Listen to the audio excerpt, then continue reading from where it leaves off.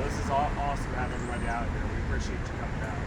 You're our eyes and ears out here too. It's all one big team, so we appreciate you. Question, man? Question. We went for a walk the other day, and in the middle of the afternoon, there was an open footprint. And when I was saying that, people coming down the window, people coming in.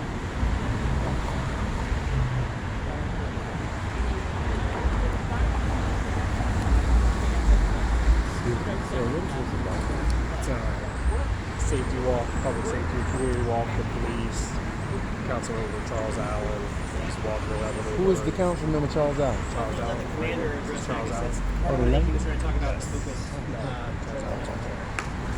This is about a community watch, community reach out for the community.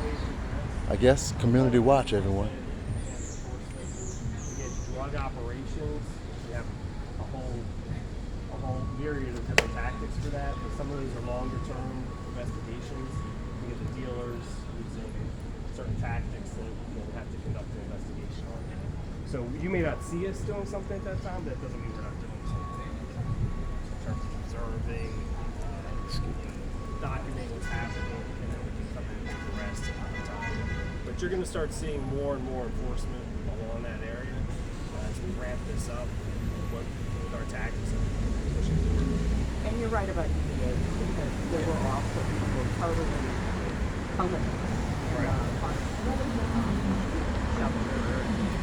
There's quite a few different properties. They all kind of come together and congregate in one area, which also makes it a little more difficult to conduct enforcement because some people need, they need medical help. And some people, we have breaking the law. It's criminal. And we got homelessness, which is a different issue. So we need to address all of this. I think what council member said about the building is excellent too. We can address issues there because there's a reason they're around that building. So we need to address that. And I will certainly echo what the commander talked about, the approach of having, when you've got an individual who is struggling with substance use disorder, struggling with mental health, behavioral health, a pair of handcuffs isn't always the right answer for that, right? Like we need DBH and others to go into that individual. But the person who is dealing, the person who is frankly preying on that person, that's who we want the enforcement to go after. So it's that both and approach of where we're really trying to meet people where they are, the services they need, and then for the folks that are preying upon them, that to really use the enforcement tools. We can remove those folks, then we can kind of get in there and peel the onion back again and help the other folks who are there with the issues, the other issues are there. So that's kind of what we're hoping to do moving forward. Kevin, on 7th, thank you for everyone's time. I don't want to be filmed. This might be more perhaps a question. 5:30 to 7 o'clock in the morning, 5 o'clock, 7 o'clock in the morning. Weekends for sure, Thursdays, Fridays. This place is like a different place. Can we up the overall engagement on this whole corridor in those early hours? And especially businesses, I think will test the fact that some of them have a hard time opening up. Retail, breaking windows, I think most of that happens like pretty much at that time. Do you know anything statistically about that time? Or anything different we can do? Most of our crime actually occurs on the evening, the midnight hours, not in here. Some of the burglaries, they do tend to be early morning. You might see people out here engaging each other. Feels a little different at that time. But most of our robberies, assaults, they're going to be in the evenings and like that. So that's what we kind of focus on. Broken windows still happening at night all the time? Or is it really fun? Most of that stuff is good crime.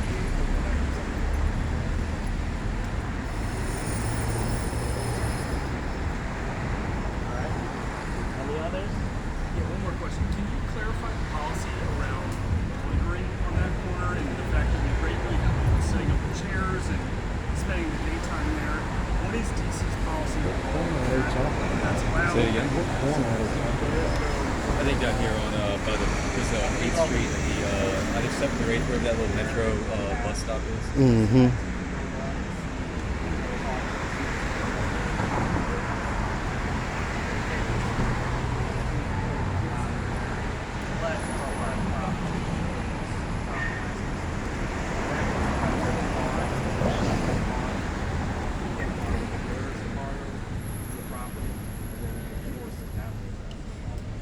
public spaces is a more challenging issue.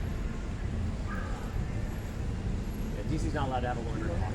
But we have incommode, what we call incommoding a sidewalk. So like, basically what we're doing right now. But we would move, right, if somebody came by. So if someone blocked a sidewalk, which is what the lawn chairs start to get pretty close to, but I think the commander's approach of saying if we can get the private business to do a barring notice, essentially, for somebody who's in that space, then that gives a tool to NPD. So while the loitering isn't going to be something that it can enforce, if they were to actually block the entire sidewalk, then you kind of have an incommoding. But usually what would happen is officers would say, you guys got to clear the sidewalk, and they would probably comply. But if you've got that constant bad actor, the barring approach is an effective approach.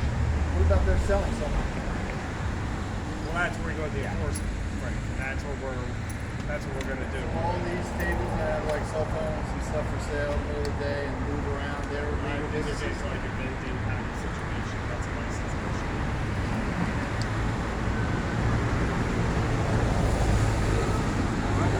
Any others before we walk on You can down? ask questions as we walk, too. Where are you going to go after Ethan H2? We're going to head down. So this was community activism, So yeah, some sort of community activism walk or something like that.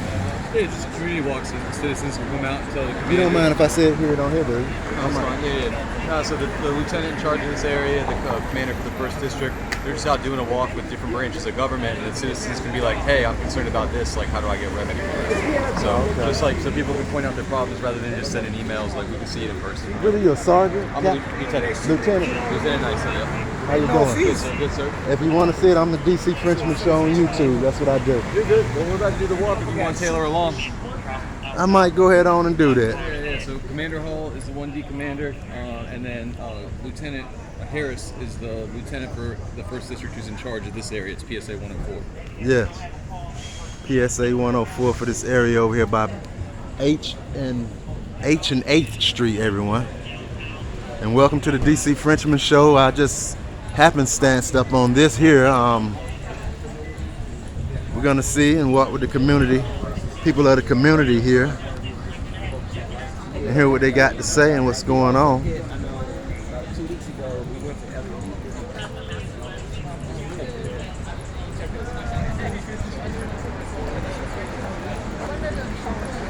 Identify a couple trusted contractors. You already done that. You're on it. Okay. All right. Just a second. Yep, welcome to the DC Frenchman Show.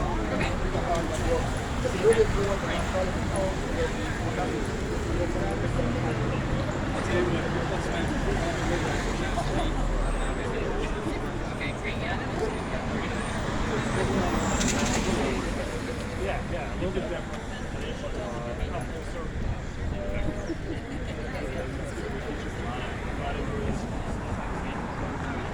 Community activists that's concerned about their community here. They just walk in the 8th Street corridor. Different people could walk up to them and ask these captains and these lieutenants and I guess it's commissioner. If you had been listening earlier, you would have said what their names were or what their ranks were.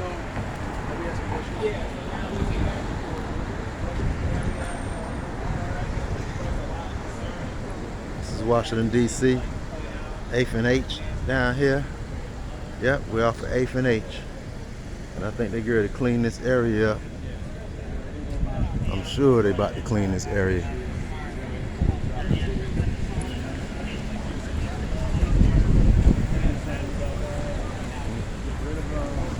8th and H, everyone. But they do.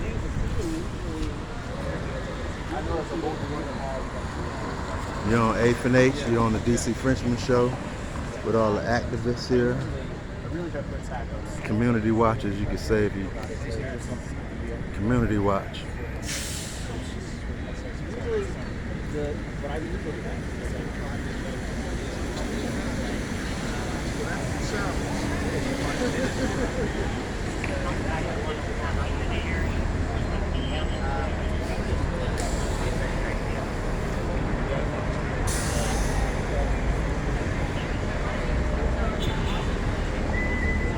I'm gonna turn back around. I'm gonna just give y'all A little art that's down here around where they at.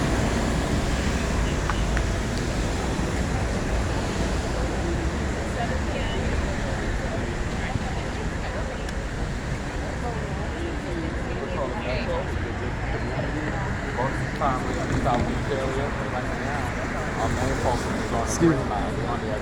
Sir, may I record you?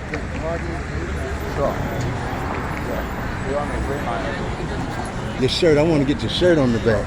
I want y'all to check this out in Washington, D.C. here. I didn't know we still had guardian angels. I like the guardian angels. I remember when I was young and I used to hear about the guardian angels protecting the community. I used to just look up and think that these guys were our black superheroes in the community. This is the first form of security for my community as a 57-year-old man that I remember, the guardian angels. This is what I looked up to as my comic book heroes here. And I'm gonna introduce y'all to someone here that's a guardian angel up here in Washington, D.C.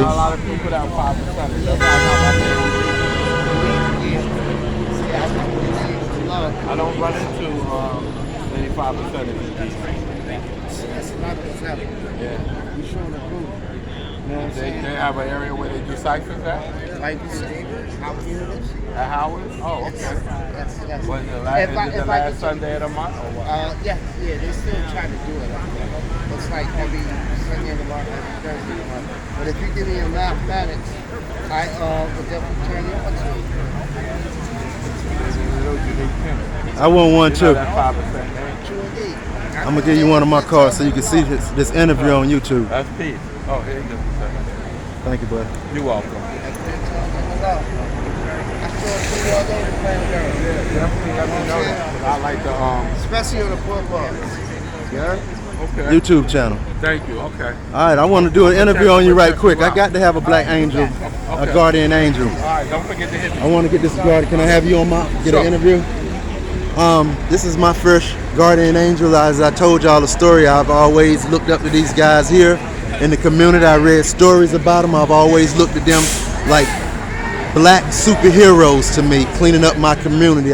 That's the first form of defense that I've always looked up to that was going to help me first before the guys over here. I hate to say that. Okay, who are you, sir? All right. Well, just tell you who I am. I'm John Unique King. I'm the one that originally started the Guardian Angel in Washington, D.C. back in 1989. And the purpose of the Guardian Angel is to be a deterrent to crime, but we're not out here like the police to lock people up. Our main thing is like a security guard, be a deterrent, and hopefully if we see kids fighting, break it up, send them on their way, but be a role model for young people, because that's the problem right now. We don't have many role models, especially black role models, that are not basketball players, football players, but people from the community. So we recruit out the community, we talk to young people in the community about staying away from drugs, crime, the importance of staying in school, and find out what their issues are, and hope that we can bring those issues to the proper authorities in D.C., meaning the government, stuff like that, and tell them what the kids are talking about. Because remember, the young kids, they don't want to talk to number 12. You know what I'm saying? Because Yeah. they the police. Yeah. They don't trust the police. Yeah. They grew up not trusting the police. Yeah. So if we can get them to talk to us, where we can then take that information to the police, to the governor. As I to told you, the government, first and form say, of "Look, defense." Help these young people up. This is what they need. This is what's going on in this community. Sometimes they go by what we tell them, sometimes they don't. But we just got to keep on going and keep on moving, because if you stop, we'll never get nowhere. You heard that, everyone. And tell them what your name is and what you started one more time. All right, I'm John Unique Ayala. I started the DC Guardian Angels back in 1989. I was a little younger at that time. I was actually 19 years old. I moved out from New York and came to DC to start the group. Been here ever since. All right. Thank you, my friend. Thank you for your helping us out here in this community, my man. And thanks for this interview. There you go, y'all. He started the Guardian Angels back in 1980, in the 80s. So that's your man there. And I'm going to finish the interview by...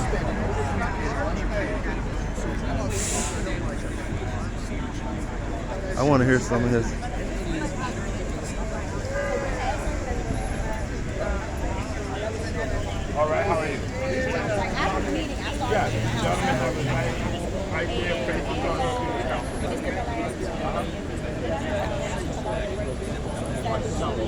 Oh, okay. If the residents and the businesses can do it in September because of the racial festivals. If not, That's why they have to walk here, so people can talk to the police, make them know their opinion.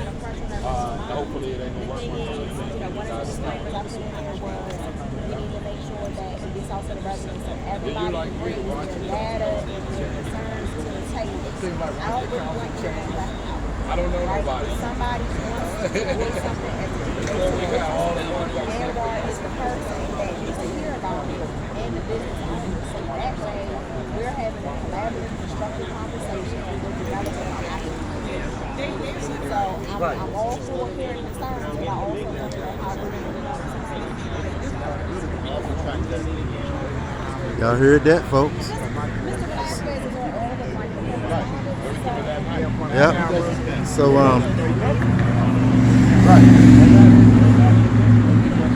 there you have it. We had a guardian angels out here. We had a police department, DC Police Department. We have cameramen out here. Everybody's concerned about our Washington DC community here, and seems like we're pulling together here to try to correct the problem. And if you're part of the problem out here in this community, it's gonna be solved and you're gonna be out of the way, I'm sure. Sir, may I ask you what your name is? What's that? What is your name? I'm Charles Allen, Charles Allen, our what? Ward 6 Councilman. This is our ward council member, and Charles Allen here, everyone. I never met him, but now I just met him today. Good to see you. Good to see you. Absolutely. All right. That's our ward member, guys. All right, I guess y'all seeing what we got going on here in Washington D.C. Thanks for tuning in to the DC Frenchman Show. $ DC Frenchman is my cash app for being out here. I might have go up the street and have a ticket on my car just for these interviews for y'all. But y'all have a nice day. And another thing, don't mess up in Washington D.C. or your ass will be in trouble. Thank you. Have a nice day.